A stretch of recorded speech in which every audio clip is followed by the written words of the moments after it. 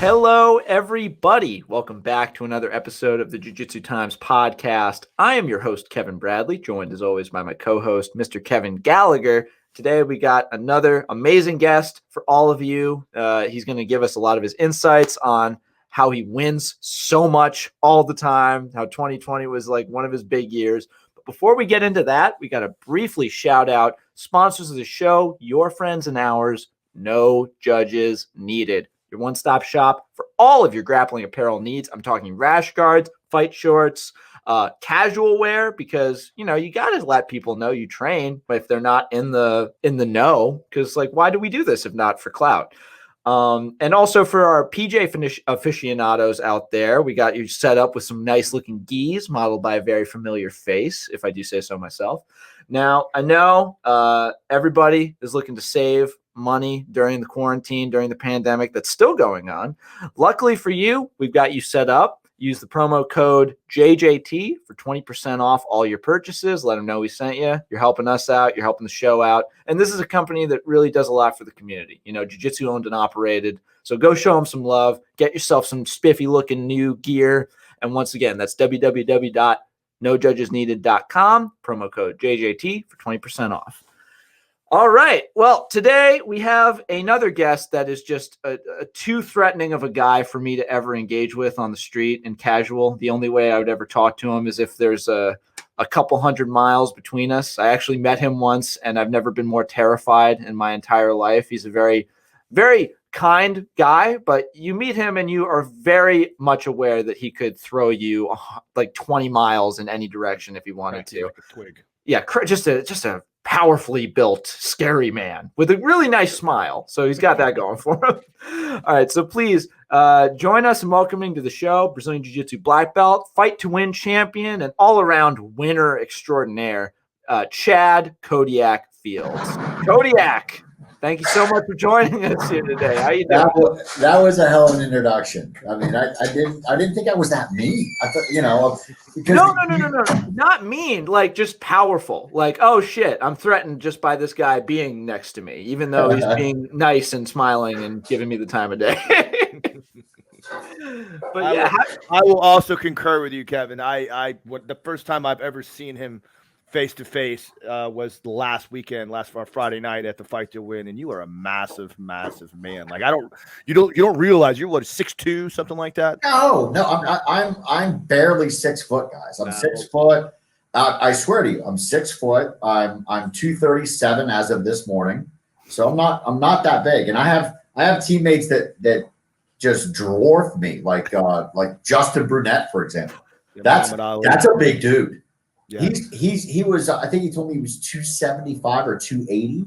Wow. At the Fight to Win. Yeah, he is a massive human being. That's awesome. Yeah, you guys are just small. That's the problem. You're just significant. Yeah, I'm too many people call me small either. When I see you, I feel small. I'm not that big of a deal, man. I can only bench 500 pounds. It's crazy. So yeah, and also. For the record, 6 foot is only not that big a deal if you're 6 foot. For all of us 5'9", 5'8" short asses, it's like the biggest deal in the world. So I have been rounding up to 6 foot from 5'11" and 3/4 for the entirety of my adult life. So I'm 6 foot on my driver's license. 6 foot. We don't need to measure. It's 6 foot. That's it. You can round up as long as it's within an inch. Exactly. You can round up, right? Yeah. Exactly. All right. Well, I got to ask you this then. So with you admitting that you're not all that big of a guy, how does a quote unquote not that big of a guy end up with a nickname like Kodiak? Oh, that's a fun one. So, so Kodiak started because my wife's pet name for me was Bear. And it's because I'm a fuzzy guy, right? If I don't manscape, I look like a Yeti. It's really bad. So we were, it was before my first MMA fight, and we were watching The Edge with Anthony Hopkins and Baldwin. And have you seen this movie where they go out for a film shoot and the plane crashes? And, yes. Okay. So the late 90s. early yeah. 2000. Uh-huh. I vaguely remember that movie. Something about the Himalayas or falling off the No, mountain. the Alaskan, they got trapped in the Alaskan mountains. So the plane goes down, and the first night a bear attacks them, and it's this huge Kodiak bear. And so we're watching this awesome film, and I start mimicking that bear and slapping it and snarling. Like, that's it. That's your name. You're a Kodiak. Because they're talking about how a Kodiak bear, once it tastes man, they've got to put it down because that's all it wants to eat. That's its preferred meal. I guess we taste pretty good. So that's how it came about, Kodiak. And then, of course, there's been a lot of spinoffs from that, Pooh Bear, which is a good one. When I get heavy on Pooh Bear, I like to eat, guys. I mean, there's no way around that whatsoever. The next time Fight to Win comes to Philly and you're there defending your belt, I'm gonna go up to you and be like, "Hey man, I got a red shirt and this jar of honey. Could we do like a photo shoot with the belt?" Can I keep the honey? You can keep the honey, yeah. Then I'm sold. I'm not going to tempt a Kodiak bear with honey and then take the honey away. All right? I mean, good luck getting it back. I mean, if I Exactly. get the honey, I'm going to keep the honey. I'm going to reach for the jar and then lose all the fingers on my left hand. Yeah. So let's kick it back a little bit further then, So you're a very eclectic individual. You've had a very long career in combat sports. How did you find your way to, what came first, MMA or jiu-jitsu? So Taekwondo as a child. Oh, wow. Yeah, I was bullied in grade school, and this kid was just kicking my ass at the pool. And I'd do Little League, and he'd hit me with the ball. So I quit Little League. Every time I came up to bat, I mean, he'd just pound me with the ball. It was horrible. And then we go to the pool and play kickball, and he beat the shit out of me there. And so my parents are like, "You're not going to be a bitch. You go do Taekwondo." And so I did. And I did Taekwondo and I swam. And then that next summer, he came doing the same old shit, and I lit him up. But it was so funny because I've never been in an actual fight before, right? I've only had my ass kicked up to that point. And as I'm unleashed, he just key-opping. I start crying because I'm so emotional over the fact that this is happening. And he goes into fetal position. So I stop hitting him, of course, because he's not fighting back. And okay, stop. And so he gets up and he's crying and I'm crying and we hug it out and became one of my good friends after that. So I stayed with Taekwondo. I was with Taekwondo for about 3 years. And I got my first and then my second degree. And then kind of put a hold on martial arts for a little bit until I had kids. And so we picked it back up and we started to do competitions together. And that's how I, found my way back to training martial arts. Before that, I was just weightlifting, right? I was moving heavy weight in the gym and eating iron and, benching 500 pounds. And that was the cool thing to do, right? Just get big and all swelled up and move heavy weight. 50-pound elephant steaks, just like nothing but chicken and broccoli and cheese and butter on everything. Yeah. But I was training for powerlifting, so that's what I was looking to do. And then I got injured during a soccer game. I blew my hamstring, so it took me out of the meet. And then I kind of just stayed with going through the drills and the motions of being with the kids in Taekwondo. But that came to an end when my ex-wife, during our divorce, skipped town with the kids. So it just took off. Oh, right? Shit. Yeah. So I started to travel more for Taekwondo at this time. It's just me, and it's no kids. No, I mean, it's just like one of those things where we started to get away, and it was. It was to keep me centered, right? And then Kelly and I got involved, and she started to be my traveling buddy, right? So we just went everywhere. We just had a great time together. And she kind of pulled me out of this slump that I was in about what was going on with my kids. in the Taekwondo tournaments, I was getting warned for excessive force at every single event, every event. But I put it together. I got a state championship and a national championship. And then I'm like, one of my buddies said, you should check out Jiu-Jitsu. I mean, that's because getting in the cage was on my bucket list. And so I went to Jiu-Jitsu, and I'm, I think I'm a national champ Taekwondo. I'm like, I'm gonna fuck these guys up. Let's go. Right. Yeah. And so when I came in, I asked the instructor, I'm like, so do I wear my Taekwondo belt? He goes, what belt? I'm like, oh, black. He goes, no, you wear the white belt.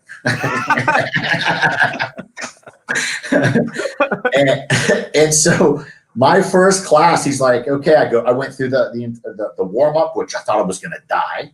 Right. I mean, it was, and it wasn't, we didn't do anything crazy. We just, you jogged, you got warm, you did your shrimp crawls, you did bear crawls, your sit outs and your break falls. And, I honestly thought, I was like, okay, that was awesome. Are we done? And then we did technique, right? Which was confusing at the same time, but it was a fundamentals because, it's one of those things that let's say this, it was full of mostly white and blue belts, and then you had like a sprinkle of purple belts. So when we were done drilling, he grabbed these two small guys, Joe Creedon, who was a purple belt at the time, and Damon Barton, who was a blue belt, maybe, I don't know, a couple stripes, whatever. But they were really small guys. I mean, I think Joe's like 130 and Damon's like 150. And he said, during the line drill, you can only go with these two guys. So I would get up to the front of the line. I had to wait for them to open up. And so now I'm pumped up. I go in there and dude climbs on my back and chokes the shit out.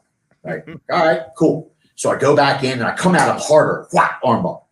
And the harder I came at him, the worse the submissions got. But I wouldn't quit. I'd just come at him harder and harder and harder.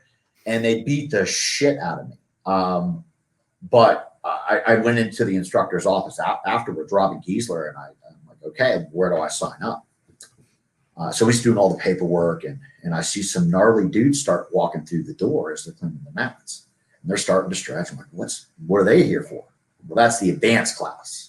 Once you have 2 stripes on your white belt, you can start participating in that. I'm not signing up until I can do that class too. And he said, no, man, you can't. It's not the way it works. I'm like, okay, well, I guess I'm not signing up. And Robin's pretty easygoing guy, right? He's like, all right, fine. But here's the deal. You tap early and you tap often. Don't get hurt. Right. And he released me. And that's how I Jiu-Jitsu stuck. Now, I was introduced to Jiu-Jitsu initially back in the winter of '96. For about 3 weeks, I got a taste of it. But, I was really young. I was 18 at the time, turned 19. And, I had to pay dues. It's like, oh, hell no, I don't have money to pay. I'm a broke college kid. I don't have that shit. So, I didn't stick around. But when I came back the second time, it stuck. And it was just one of these things where, the technique, right? It doesn't matter how strong, if I could fight in another skill set. Once these guys got a hold of me, there was nothing I could do. I couldn't break their grips. I couldn't keep them off my back. I just really want to quickly tie it back to something you said earlier, which is just like you were getting beat up, and then your parents just straight up told you you're not going to be a little bitch ever again. And then I want to just go, and Kodiak never was. It was like he then proceeded to live a life of blood and combat. Just damn. Like, do you ever think about how long you've been involved in combat sports and martial arts? Yeah, it started at, once I was able to understand fighting a little bit, I fought a lot. And coming up, most of the fights I got into was because it was based upon bigger, stronger guys picking on, the wimps. And I always jumped in for that. When I was a freshman in high school, I was there because I made the special teams. I was returning kicks. And this junior was picking on one of my buddies who was just there as a, to do water and whatnot. He was just being a real dick. And I had my helmet on. I'm like, come on, man, just leave him alone, leave him alone. And he grabbed my face mask and shook me around. Like, Fields, I'll kick your ass. I'm like, all right, whatever. Just, I got Josh out of the way. And this guy, Tim, was just like, after practice, you and me. I'm like, all right. And I was scared to death. I mean, this is a big dude, big farm boy. He's a junior. I'm like, he's going to kick my ass. And we came out, and the whole team's around us. And he comes out and throws this huge haymaker. And I'm just like, I ducked right under it and lit him up. And he came at me, and boom, and just beat the shit out of him. And finally, I hit him, and his butt hit the ground, and he was like, oh, that's it, I'm done. And it was one of those things. It's like technique beats everything, right? Technique and just understanding of the fundamentals. The farm boy only knew how to throw haymakers, right? That was the only thing in his toolbox. I had a little bit more striking. And so I was able to put him down. But I became kind of like the school enforcer when it came to that shit. Looking after the little guy. Well, our school, right? Like when there were inter-school fights, I was always brought into that shit. So I fought a lot coming up. But it started because I empathize a lot with guys getting picked on. I mean, I got my ass kicked coming up, right? And I can't stand that. I can't stand to see bullying. I can't stand to see, men degrading their women. I mean, it's who I am, right? I'm gonna say something. If it's happening in public, I'm gonna say something. I'm gonna do something. I mean, for reference to everybody, one, if you're listening to the audio version of this podcast, Kodiak looks like he might as well have enforcer tattooed on his forehead, just to give you a point of reference. Yeah, there we go. And he's got really long tattoos. But to speak on the second thing, when I was the first time I met you, I was interviewing you after you defeated Tom DeBlas at Fight to Win Philadelphia. And the first thing out of your mouth when I asked you how you were feeling was just like, I'm feeling great. I love my family. My family is great. They're my support system. Like you were an afterthought. It was all about, love the family unit. It's great. Well, and family to me just isn't my blood, right? I have stepchildren who are just as close to me as, well, actually closer. I'm closer to my stepchildren than I am my blood children at the moment. But how that goes with relationships and ebb and flows. But the family unit is the team, right? And your jiu-jitsu team, you bleed and sweat and push through pain and your perceived limitations. The camaraderie is just so tight. And without my team, my family unit, I can't do any of that shit, right? I can't achieve anything. And my wife is a huge part of that. My wife, Kelly, is behind the scenes of what makes me who I am. And it's just, when it comes to jiu-jitsu, I can focus on what's in front of me, who's in front of me. I can study. I can block everything else out because she's got my back. I mean, everything else is squared away. And it's amazing. So you talked a lot about your traditional martial arts background, your Taekwondo martial arts background, and the fact that you were a national champion in Taekwondo. And, one of the things that is always something that I find a bit distasteful in the BJJ community is when, practitioners of BJJ, purple belts, blue belts, all these guys talk down upon traditional martial arts as if they are ineffective. And, I will say this as someone that is, obviously a bit steered towards the efficiency of BJJ. I think it's undeniable, the idea, the fact that we can train at the highest levels over and over again, blah, blah, blah, blah, blah, as far as like the effectiveness of BJJ. Tell us a little bit about what you got from your traditional martial arts background that helped you, or is very similar to some of the things you might have got from BJJ that helped you make you prepared for that BJJ transition. I think the biggest thing was respect. I learned to respect others. I learned to respect myself. I learned that I didn't need to know somebody in order to respect them. I can still be respectful, right? And I think that it has a lot to do with respecting myself as well. Then consistency and discipline, right? I learned that with practice made perfect. The Katas taught me that it took repetition, it took precision in order to advance. When I came up, it wasn't like the schools that you see today.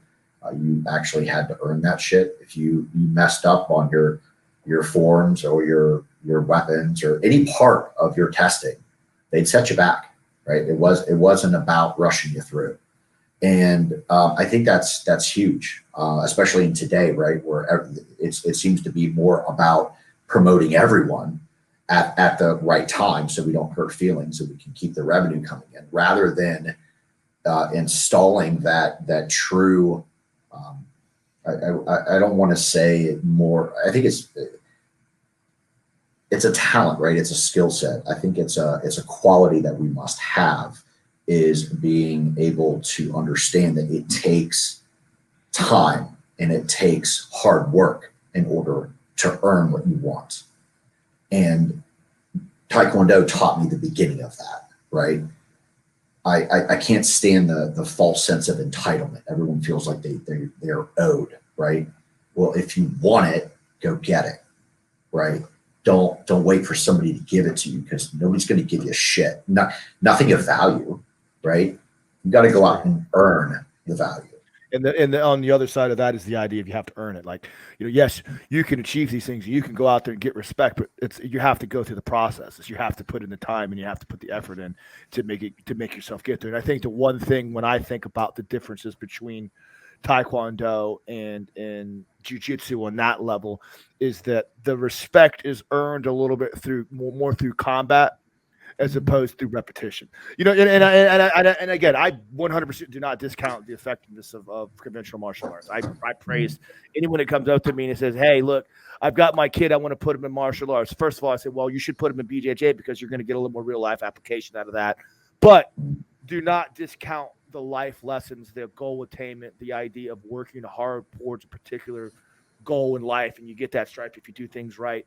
That any martial arts, the respect that you learn, any martial arts, traditional or non-traditional, is going to get you there. I just think that the difference between, traditional martial arts and more BJJ is the fact that you have to actually go out there and, blood, sweat, and tears on the mat to get that next promotion, as opposed to just focusing on the technique versions of it. Simply because you just can't do it in Taekwondo. You can't kick each other in the face all full go, 8 hours a day, 3 hours a day. You could. You might have mush mouth. Yeah, I mean, it's not sustainable, right? And that's the biggest reason why I stopped the striking martial arts. Right. I personally now think Taekwondo is an inferior martial art because I put it to test. Right. I came into MMA class as a white belt, right? I mean, I went to every class. So I went to 2 jiu-jitsu classes Monday through Friday, and then we did Muay Thai and MMA practice afterwards.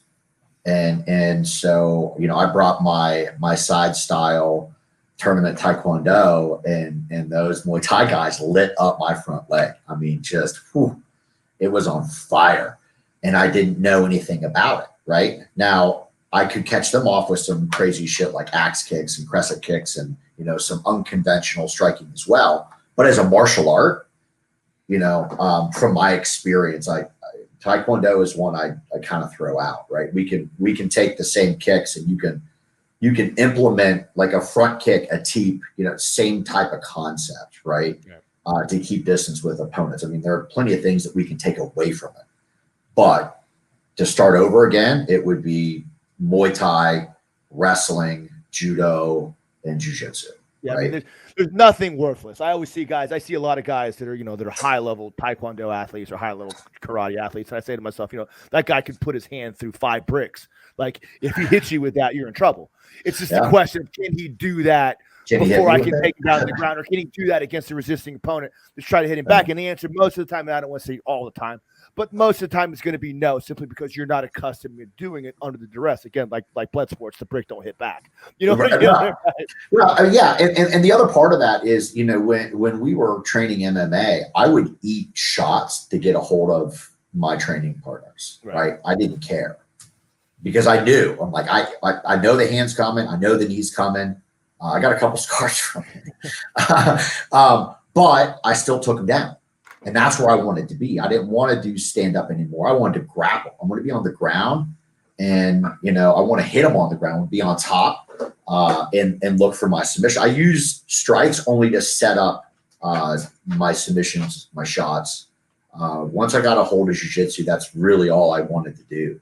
And my cage fights, and you'll see that my cage fights, I didn't get hit my first 2 cage fights because my jiu-jitsu, my Gracie jiu-jitsu, right, was so good at the clinch and keeping my head tight and making sure I didn't take any damage. The effectiveness of jiu-jitsu, particularly in a situation where you're in a one-on-one position in a cage fight, it's perfect. There's not a better martial art designed for a one-on-one that, right? I mean, we continue to prove it in the UFC. Right. 100%.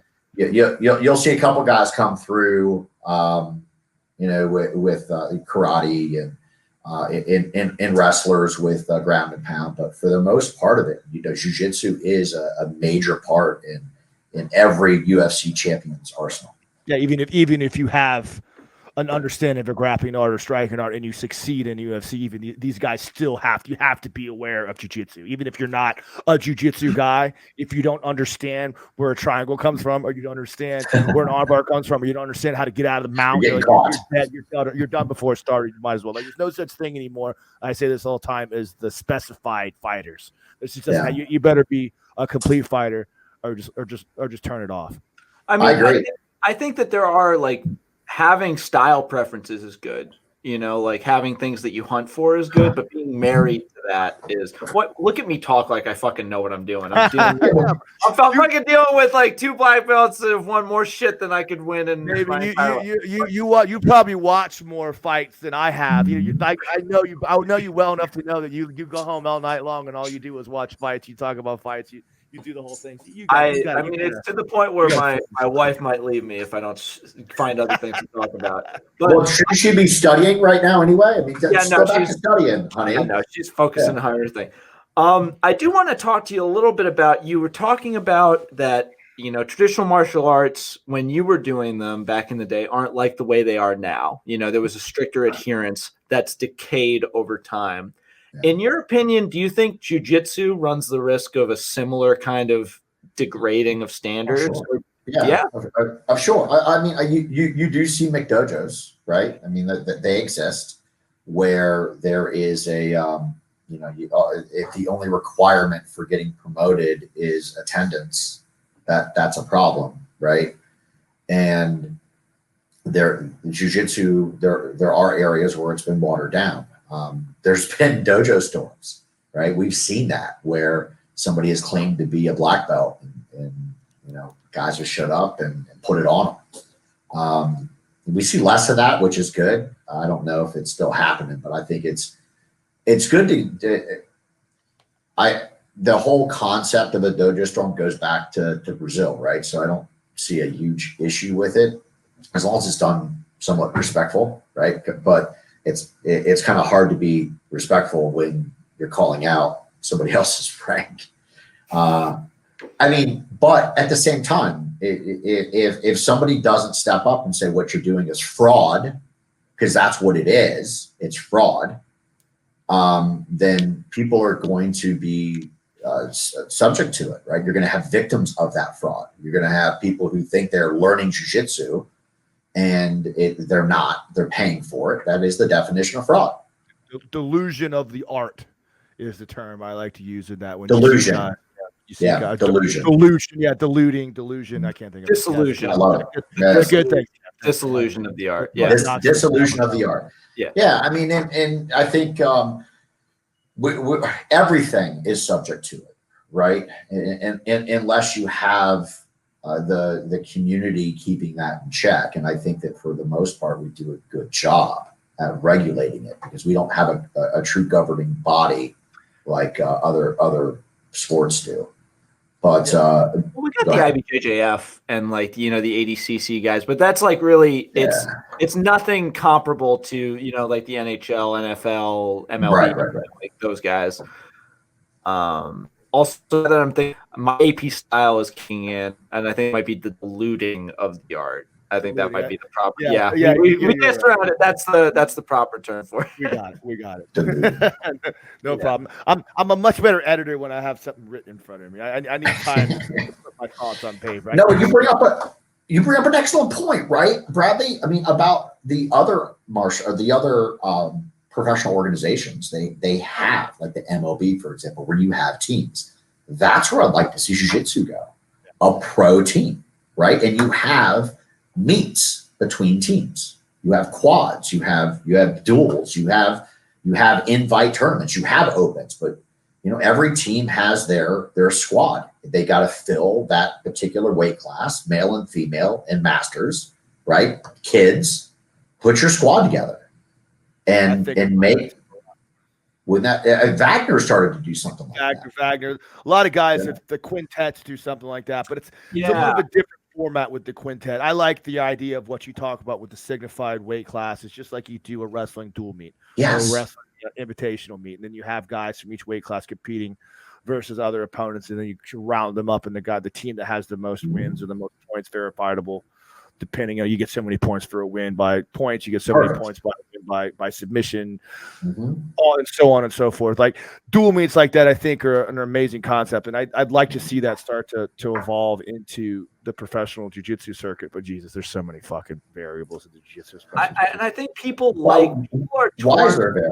Go ahead. I'm sorry. I'm sorry. No worries. I just think that people are torn between wanting to get into jiu-jitsu for like the individual accolades of it, for the self-improvement, rather than, joining to be a part of a team or an organization. I think that's the needle you got to thread. Yeah, but this isn't for that purpose. This is for the purpose of creating a higher level of competition at a professional level, right? Between teams, you can have plenty of teams that want to submit, and you simply go in and then you just match the schedules, right? Boom, boom, boom. You start launching duels. But it would be so easy to say, okay, Baja, you guys can put as many teams as you want, up to, maybe you cut it into the country into quads, and each team and each one of those quads. And then what you'll have in-house tournaments to see who's going to be on it, right?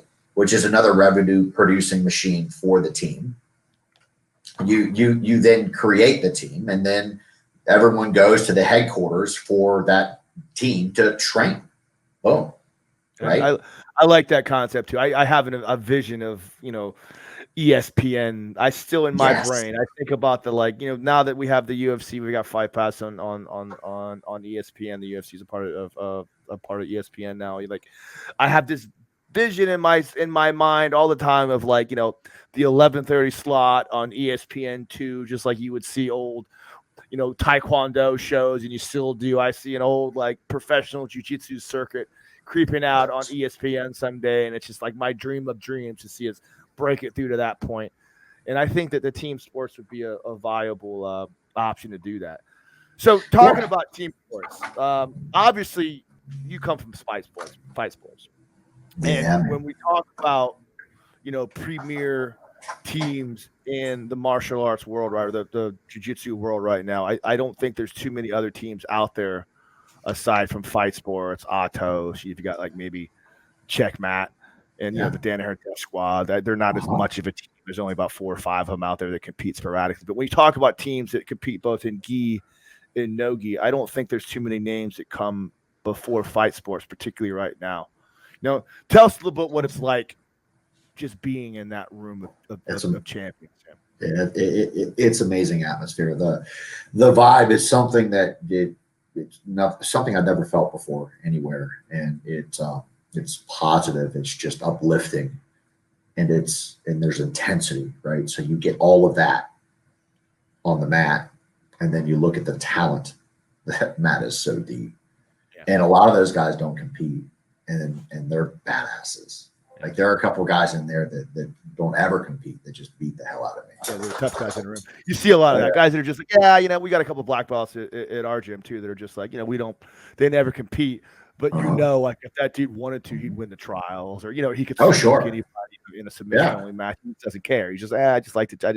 Yeah, just doesn't feel like competing. Got other shit going on. You got families, work, career, other shit.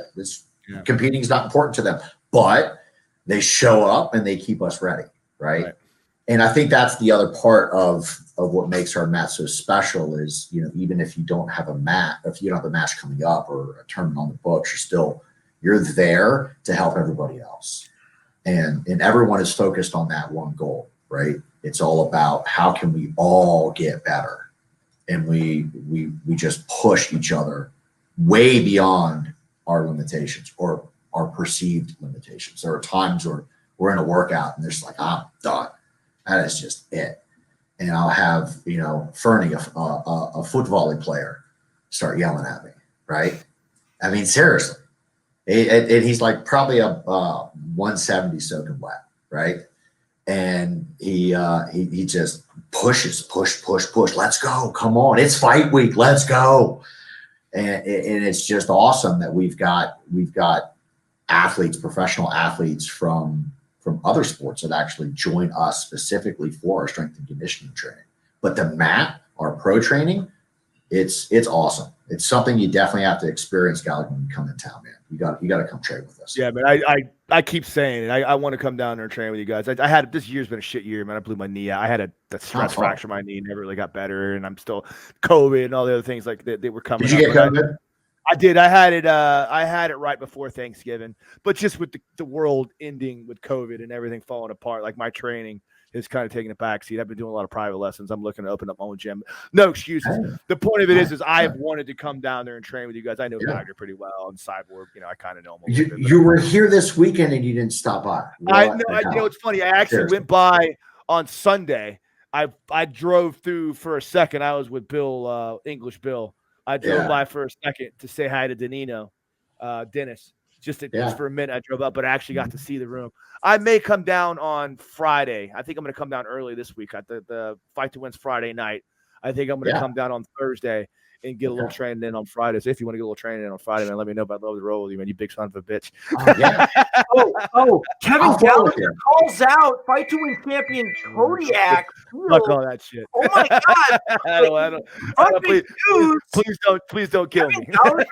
Kodiak isn't shit, and he could beat him whenever. What is this? Oh my god! I'm not gonna lie to you. There might have been a small inkling of I bet I could give that guy a run until I saw you personally. I'm like, you're so big. Come on. Oh, it's my size. It can't be my jiu-jitsu. It's got to be because I'm big. No. They're saying that it's because I'm big. I'm big. No. I don't mean that. And your jiu-jitsu is top notch. I watch you have a very particular style. And that fight sport style is perfectly geared towards your physical attributes. You guys are grinders, man. You come at it hard. You pressure passing. Everything is that old school style of jiu-jitsu. Tell us a little bit about your particular style of jiu-jitsu, things that you use, your template for success. I'm a smash guy, man. I want to get on top. I'm going to stay on top, and I just want to smash my opponent until he gives me a submission, whether it be a limb or the neck. That's my plan. I used to like to get into the guard for competition, and it's just playing guard in pro training. It doesn't make me feel confident in my guard. We're a top smash. Now, don't get me wrong. We've got plenty of guys. I mean, Cyborg's guard's amazing. I've never passed it. I've never, we've got plenty of guys that are they're like Doria. I could go down the list of the Wagner. I've never passed Wagner's guard. That's painful experience trying to pass Wagner's guard. But I feel like you'd risk losing a tooth trying to pass that guy's guard. No, you lose a tooth trying to take Wagner down for sure. Yeah. So Wagner and I are training. This is a while back, and I'm working my takedowns, and I'm pulling some off, and I'm thinking, okay, all right, let's go after this, right? So Wagner and I go, and I'm trying to set my shit up, and he's just, I'm shooting, and he's out, and I get a hold of him, and he's gone. And it's just so hard to just get, and I'm getting some deep penetration, and just he's out, and he's laughing at me, and he's popping me, and he's collar tying me, and he's just wearing me out, bro. And he's talking shit as I'm missing my shots. He gets inside of your head better than anybody I've ever seen in my life. Oh yeah, he does. And mentally, I was like, no, I can't take him down. I can't. Yeah. So I sat guard. That was a really bad. That was worse. I feel like Wagner's psychological warfare is just next level. Like when I was young, I was reporting at Fight to Win during your match against DeBlas, and in DeBlas's corner, Miguel Benitez was just yelling like, Tom, you've got him, and I hear Wagner just go, no, he doesn't. No, you're good. Seth came over. Seth came over and started coaching because he was getting out coached that bad. Yeah, I've seen that. The thing about Wagner, like, first of all, he's just special. You know, there's guys out there who look at it and say that guy's special. It's his design. I've been watching Wagner compete for years. He used to come up to Tampa and compete against a bunch of our guys in Tampa a long, long time ago. My head instructor, Matt Arroyo, and had some classic wars. I used to watch him go against AJ Agazon back in the day before EJ was. I think AJ had just got his black belt. I've seen some of I was Matt's side on the. I actually competed on the Fight to Win card when he kicked AJ off the stage, Spartan style. That was awesome. The thing about Wagner is, it was pretty awesome. It literally, Seth will be the first one to tell you. He talks about that particular match and that night. It's really a dubious distinction, but that's what put Fight to Win on the map. No one really knew what the hell Fight to Win was until, holy shit, did Wagner just kick AJ off the stage? Who do we have to thank for this happening? But the thing about Wagner is, first of all, his will to win is unmatchable. But it's the little things, the intangibles. He has that wily old veteran kind of style, and his balance it's like a cat. I've never seen anyone have the amount of balance and he can stand on one leg, put his leg behind his head, they stand him straight up in the air, and he just figures out like a cat how to get back up to his feet again. It's really fun to watch Wagner. One of my favorite guys to watch compete, man. Yeah, and still, I mean, he's so impressive for being as old as he is. I mean, he's becoming an old man. Yeah, and you can tell from all the gray in his beard how old he's getting. Yeah, it's all salt and pepper, and it's getting the gray is spreading. I'm right there with him. I'm starting to notice it in pictures. That's why I shave. I don't mind the salt and pepper. I dig the distinguished look. I'm all salt, bro. It's all salt. No pepper. Pepper. I've given up wearing hats on the show just because it's obvious that I'm trying to hide the pattern baldness that's coming in. So I'm probably 2 days away from. Well, how far does it go back? Show us. It's pretty far back. Yeah. No. Going forward, going. I've known ever since I've looked at my family. I've known this was going to happen. My brother's the guy that's going to keep his hair forever. So it's just a good. Thank Sean, you win. If you ever do watch this, good for you. If you, I think a lot of people who weren't already aware of you became aware of you after that match with Tom. So leading up to that, how were you feeling? Going against a guy with as many accolades, and he was literally introduced as Jersey's favorite son, which Jersey doesn't. Maybe true. I think that might. He doesn't like any of your son. Okay, I'm just going to tell you that right now. I felt great. I felt dominant. Right. I've studied Tom. He's put out a lot of material. I watched him compete.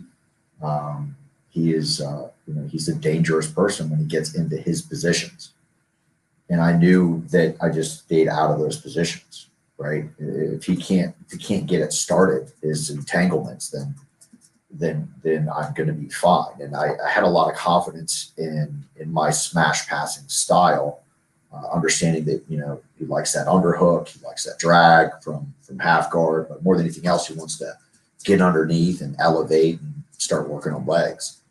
So we just trained the hell out of it, but we also trained those worst case scenarios, right? Wagner and I did strategy sessions 3-4 times a week for that fight. So I was training pro training, wrestling in the morning, and then I would do Wagner's in the evening. Wagner made me start 50-50 and X, and I mean I had to start in the worst positions and drill the escapes and drill the counters. So we were ready for if Tom got there, we were ready to handle it and use it as a method of passing.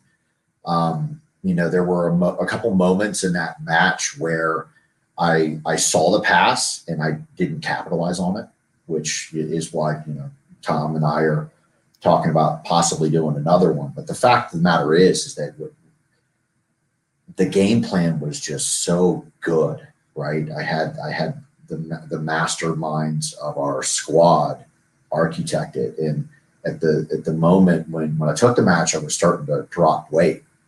But knowing that Tom's not going to play a wrestling game with me, right? I just packed it back on. I was 250 for Tom. I mean, you had to push that. I mean, and barreling down, right? I mean, there's only so many times you can push that off you. Yeah, right? Exactly. Was there ever a moment because I talk about this a lot. There's pivotal moments in people's lives when they kind of recognize that they deserve to be there. I always use that as like a stand, as jumping off point. I think about 8-9 years ago, I can't remember what it was. I did the trials in Miami and I finished third. And it's the first time I had ever competed in a legitimate tournament. You know what I mean? Something that was like, wow, this isn't just, the Copa down the street. This is an actual, big time, big league tournament with big league competitors. And I think of that moment. And then I had my other match with Boogie that I lost, in overtime, but it was an amazing match. I hung with Boogie Martinez, blah, blah, blah, blah, blah. Like, I think of those matches as opportunities when I tell myself, you know what, man, like, I deserve to share the stage with these big guys. Like I might not be as good at them, but you know what, man, I could compete with them. Like I can go out there and I can give these guys a run. And who knows? Like I could beat them if the world was right. Like I deserve to walk in those halls. Like, was there ever a moment with you, like particularly leading up to Tom, that you feel like, oh man, maybe that Tom is this legendary figure? Am I worried about this? Do I really have what it takes to do this? Am I just kind of showing up just because to be that old shuckser guy? Like, was there ever a moment in your life when you kind of realized, hey man, I deserve to be here. I should be on that big stage and doing these big things. So the first time I had a moment where I didn't deserve to be there was at Gracie Worlds when I was a brown belt, and I was competing as an adult. And the first day I won the finals via heel hook, because you could heel hook in the gi. And I had like how long was that match? 45 minutes, something like that. It was crazy long, right?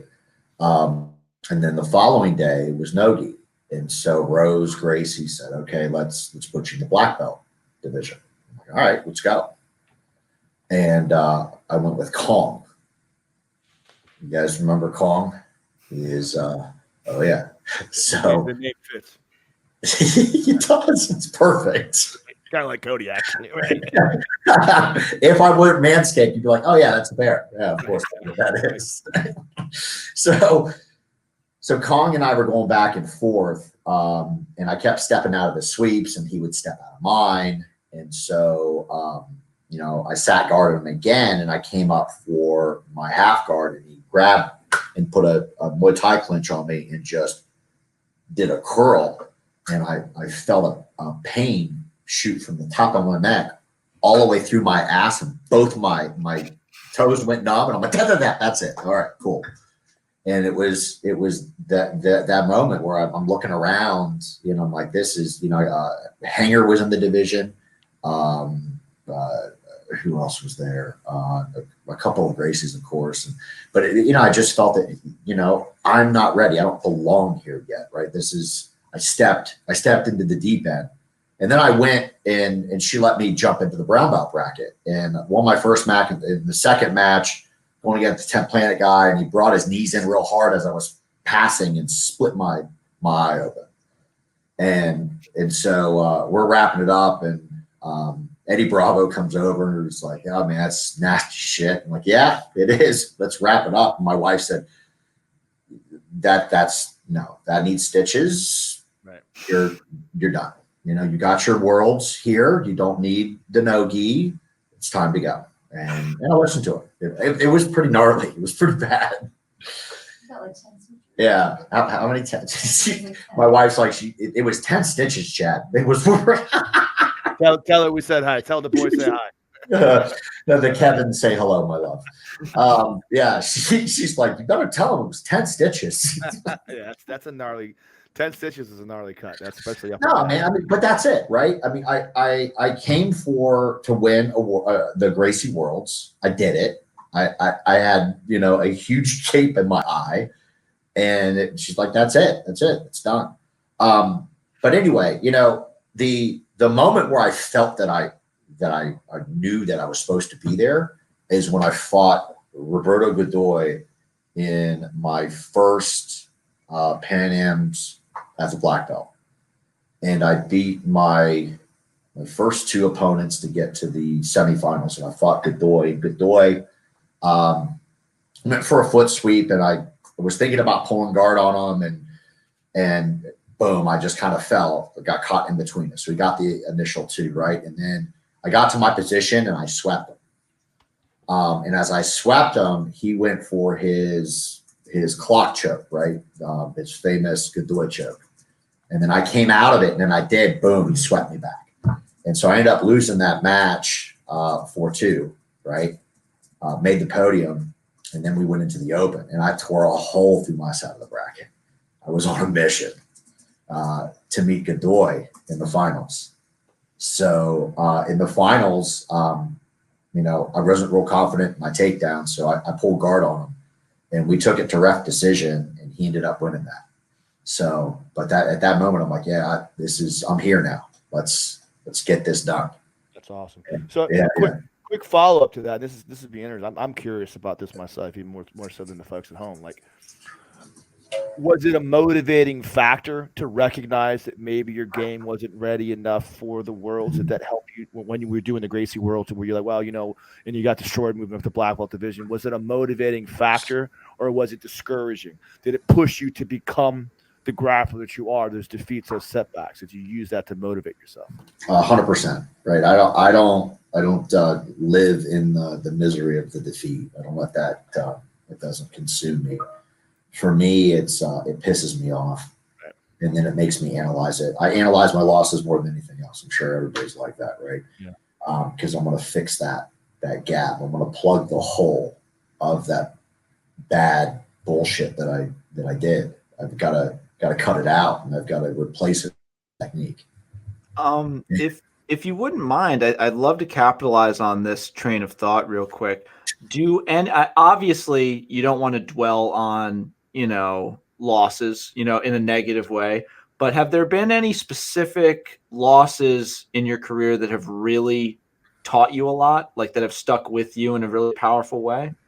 Yeah, there's been a few of them, right? Where I've Toledo Open as a purple belt. I was on a tear, and I would get really fired up before my matches. I went to a local tournament almost every other week, right? It was always competing, and I would get like all pumped up, like want to hurt the person, like psych myself up to like, this dude raped my mother, I'm gonna rip out his heart type of shit. That seriously, I would go to a dark place before I would compete and slap myself and get all. And you'll see that come out here and there, but not to the degree, not even to a fraction of the degree that it was back in those days, where I would just manifest this anger before I would compete.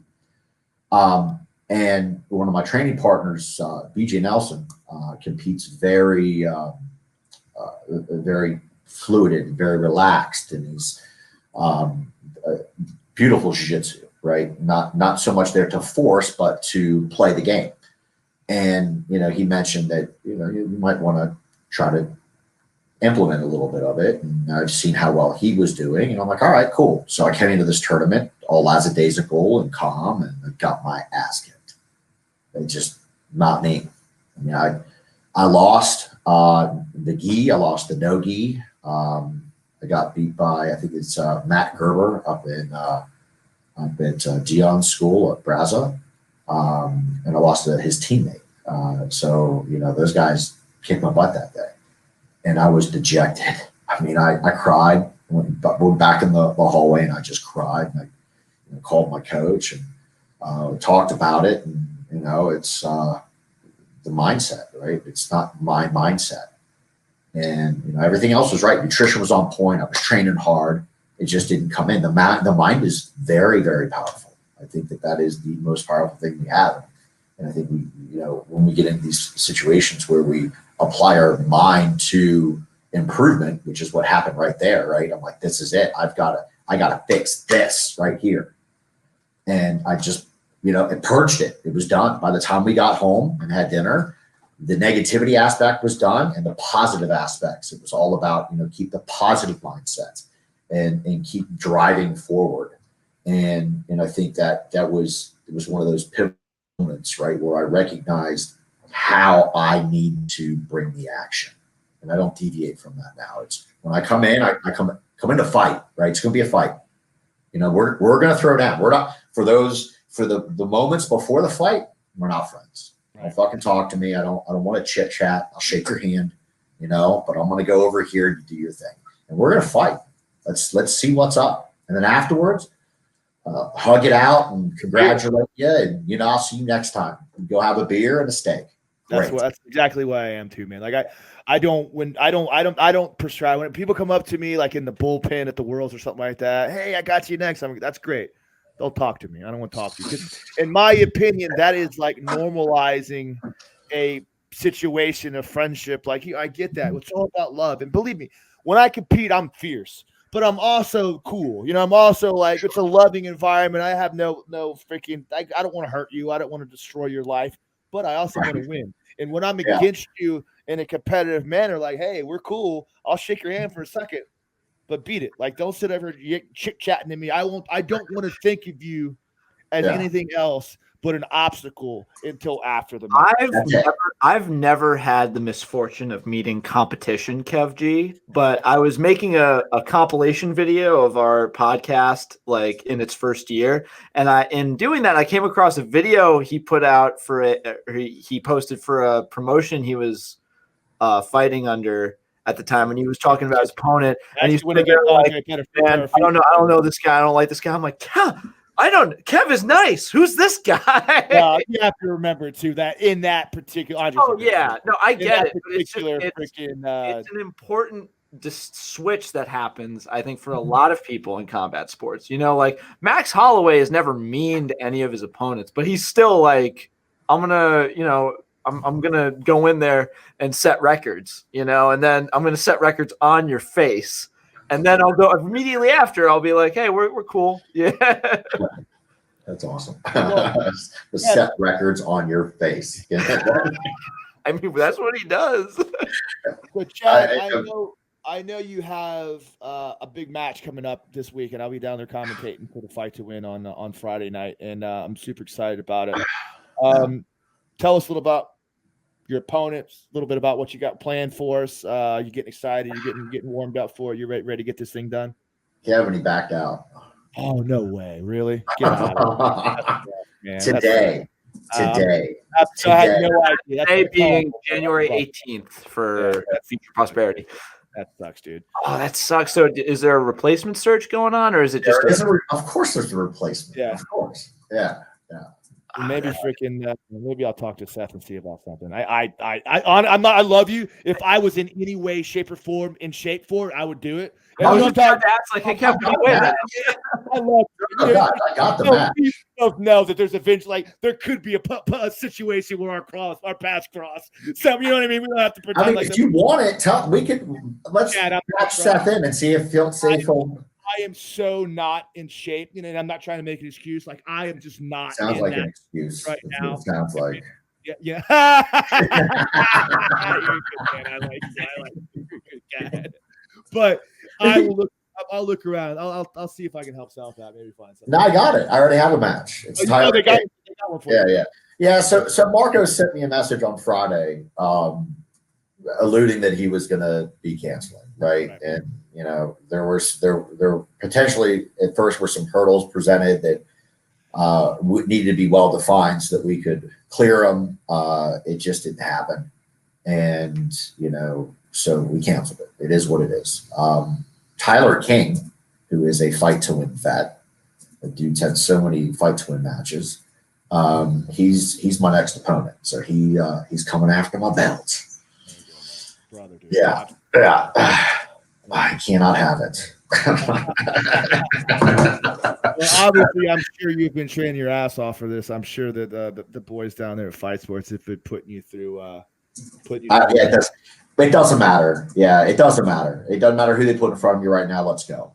Yeah. Right. I mean, it's we are today we were going over things that were nowhere related to what my original game plan was, and it's it's about the overall development of the mat, right? And for me, the education that's presented, it's like the old me would have been like, oh well, that doesn't have anything to do with what I'm looking at for the weekend. I'm not going to know. So this is knowledge. I need this in my game, right? I'm going to soak that up. Yeah. And it's it's really we don't get narrow-minded in that aspect. We focus on where we want to put the game and the strengths, right? And we play to our strengths, and then we also prepare for theirs more than anything else. Like we're ready for them to bring that noise, right? That heat, their nuclear arsenal. We got the defense to it, and then we're going to inflict ours, and that's the plan, right? And does their camp have a better plan? Is the question, and that's why we fight. Let's figure it out. Well, I definitely want to bring this up before we close out. I know you got to go back to guarding your honey from any poachers that might want to come get it, but that is a very decorated and full, robustly so shelf right behind you. And you said that just represents your activity from 2020. Am I correct? So the belt right and down is 2020. Okay. And then there's one bronze medal that isn't presented there. We don't put bronze on a wall. Doesn't go there. Yeah. It's all up here. All this here is my gold and silver from the past 3 years. So it's only black belt in this room now. So go ahead. Is the plan to hold off on winning until you get another shelf? Just because I have more shelves. Oh, hang on. Got a whole other There's pictures there. We can move pictures. I tell you, the one award, the fight to win belt is awesome, but I think the one award that I think is probably the most prestigious is the one that's behind your head on the wall back there, the plaque, the third place. I saw that. That was third place in the black belt division total points, correct? Yeah, so that was Nogi 2019, 2020. And I was just a few points away from second, had American Nationals locked in, and the place that we're in, we just moved, right? They finally got us through the process. It took a month longer than initially anticipated because they were changing their management. So the association was going through a literal administration complete unplug, and the people that were there didn't want to do shit, and the new people weren't there yet. And so, long story short, the move got pushed back. When we finally got notice, it was over American Nationals weekend. So, now it's one of these things, right? I'm so happy that I made the right decision, because whatever could go wrong did go wrong with the move. And so funny story. We came through and it's like, okay, they wouldn't remove the furniture, they wouldn't replace the carpet, but they would reimburse us to do those things. So the first people that came over were the Jewish community, where you donate it, and they do whatever with it. So he came over and only took half the shit. So the other half had to get out of there. So I got a moving truck, and the carpet guys coming over. So I have the carpet guys load up the furniture, and I take it to the Salvation Army. The Salvation Army says, we don't want this shit. Get out of here. So then they point me to the dump, and I go up to the dump. He goes, let me see your ID. Show him the ID. He's like, you're at the wrong dump. Like, what do you mean at the wrong dump? Because your dump's over there. Get the fuck out of here. So, whoa, easy. No, your truck, and get the fuck out of here. Okay, can you just help me out? Where is it? No, fuck out. Get out of here. just cursing at me. And listen, he's the guard of the dog. That's his dog. There's nothing I can do about it, right? Taking his job a bit too seriously, but hey, whatever. So I try to talk to him. He was incorrigible. There was no speaking to this man, right? If I addressed him, it was get the fuck out of here. He was on repeat.